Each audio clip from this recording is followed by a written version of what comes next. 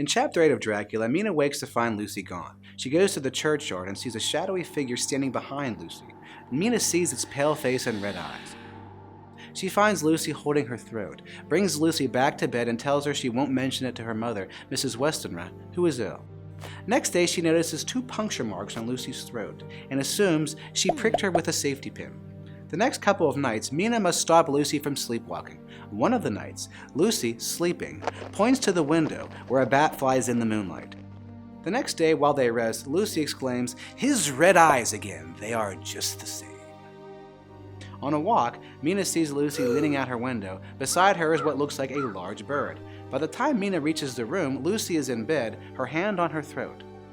A couple days later, Lucy wakes exhausted, but is glad to hear Arthur's father is better. The marriage can take place soon. Mrs. Westenra is relieved. Lucy will have another protector. 2 days later, Mrs. Westenra's heart is failing. Lucy is weakening. And still, no word about Jonathan. Lucy's puncture marks have not healed, and in fact seem larger. Letters between S.F. Billington and a moving company confirm the delivery of boxes of dirt to Carfax. We then return to Mina's journal. Lucy tells her about the night at the churchyard. Lucy laughs strangely, and Mina, worried, changes the subject.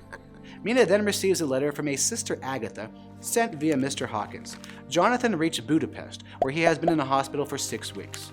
Sister Agatha warns Mina that Jonathan spoke in delirium of terrible things. She advises Mina to keep Jonathan calm to prevent relapse. We then go to Dr. Seward's diary entry. In the evening, Renfield begins sniffing the air like a hound on a scent. He says, "The master is at hand." He has murderous thoughts mixed with religious fervor. Later that night, the watchman reports that Renfield has broken his window and escaped. Seward glimpses Renfield climbing over the wall that separates the asylum from Carfax. Seward, the attendant, and watchman converge on Renfield and drag him back to his room. At this point in the novel, Lucy is the woman in danger because Holmwood, Morris, and Seward all love her, and Mina is devoted to her. She seems to be the central female character. However, readers should pay attention to Mina. She is Stoker's variation on the new woman. Mina is independent and resourceful, but still faithful and discreet.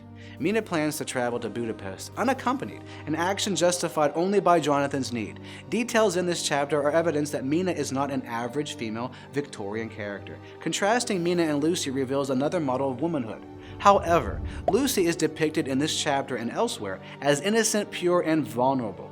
Lucy's sleepwalking at night would seem scandalous. Mina tries to protect her innocence. Lucy is obedient and compliant like a child. Mina shields her from more adult concerns.